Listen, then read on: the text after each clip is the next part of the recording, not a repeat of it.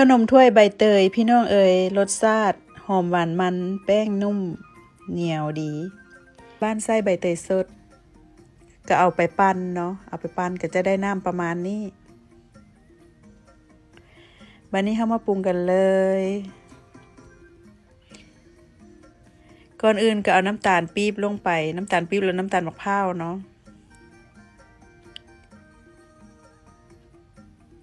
เราต้องใส่มือเนียนๆเพื่อให้น้ำตาลมันอันนั้นบัดนี้ก็สิใส่แป้งมัน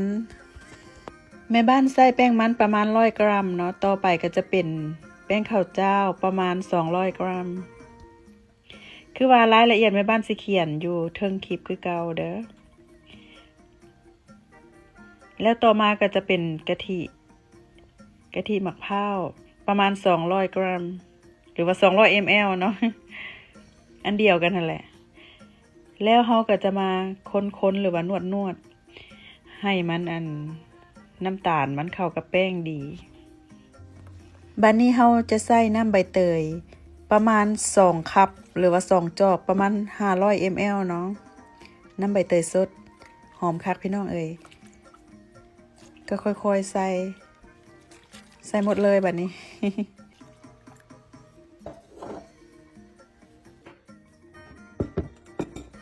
จากนี้เราก็สิมาตองเราต้องตองเอาอันน้ำตาลเนาะอาจจะมีน้ำตาลหรือว่าแป้งเป็นก้อนที่ว่ามันบ่ละเอียดนะเราก็มาตองออกนี่จะเป็นในส่วนของหน้าขนมพี่น้องเอ๋ยกะทิหมักเผาแป้งข้าวเจ้าน้ำตาลปี๊บแล้วก็เกลือแล้วก็จะมีอันน้ำธรรมดาเนาะ250 ml แม่บ้านบ่ได้โชว์ออกในรูปนี่เนาะแต่บอกให้พวกเจ้าฮู้ไว้เฮาก็เอาน้ำตาลเอาเกลือใส่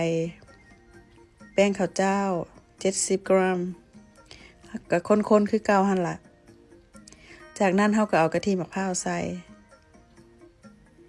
แล้วก็จะใส่น้ำประมาณ250 ml น้ำธรรมดานะหลังจากคนเรียบร้อยบัดนี้เฮาก็สิมาตองคือเก่าพี่น้องเอ๋ยตองเพื่อว่าเอากากของน้ำตาลกับอันที่ว่าเป็นแป้งเนาะเพื่อบ่ให้มันเป็นบับเบิ้ลอย่างนั้นนะก็จะได้ประมาณนี้ก่อนอื่นเฮาก็ต้องตั้งหม้อซึ่งให้น้ำฟด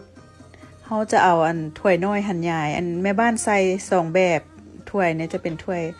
ยน้อยแล้วก็ถ้วยกลางเนาะก่อนเฮาสิหยอดตัวขนมเฮาต้องคนๆเพื่อว่าให้อันแป้งอยู่ทั้งพื้นมันขึ้นทั้งเทิงเนาะสม่ำเสมอกันเฮาก็ค่อยๆหยอดไปคันถ้าเฮามักตัวขนมมันหนาเฮาก็หยอดหลายเนาะคันเฮามักตัวขนมบางเฮาก็หยอดน้อยสั้นดอกหว่าหลังจากที่ว่าเฮาอันหยอดขนมเรียบร้อยแล้วแม่บ้านก็10 นาทีเพื่อให้ขนมสุกพี่น้องเอ้ยเอาฝาปิดไว้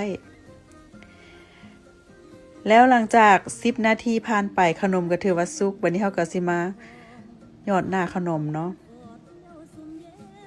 หยดกะทิใส่แล้วก็สิปิดฝาไว้คือเก่าเพื่อให้มันสุก10 นาทีผ่านไปขนมค่อยก็ถือว่าสุกดีพี่น้องเอ้ยหน้าตาเพิ่นออกมาจะเป็นแบบนี้แตกมันคักหอมก็สิเอาไปพักไว้ให้มันเย็นเนาะปิดไฟพักไว้มันเย็นแล้วก็เฮาสิมาแกะกันจากที่แม่บ้านพักไว้เย็นบัดนี้เฮาก็สิมาแกะกันเลยพี่น้องเอ้ยแกะออกง่ายๆได้มันจะนุ่มๆรสชาติของขนมจะออกมาแบบว่าหอมหวานแล้วก็มันจะออกเค็มๆน้อยนึงเห็นบอกแกะออกง่ายๆพี่น้องสามารถเฮ็ดกินแล้วก็เฮ็ดขายได้เด้อ เดี๋ยวจะแกะออกง่ายๆแบบนี้พี่น้องลองเอาไปเฮ็ดกินเบิ่งเด้อถ้าพ้องว่าแซ่บแล้วอย่าลืมมันกดกระดิ่งที่ว่าทั้งข้างเนาะคันถ้าว่าอยากเห็นคลิปใหม่ๆของแม่บ้านนะคันถ้าพี่น้องเอ้ยหน้าตาเพิ่นออกมางามคักไปก่อนเด้อ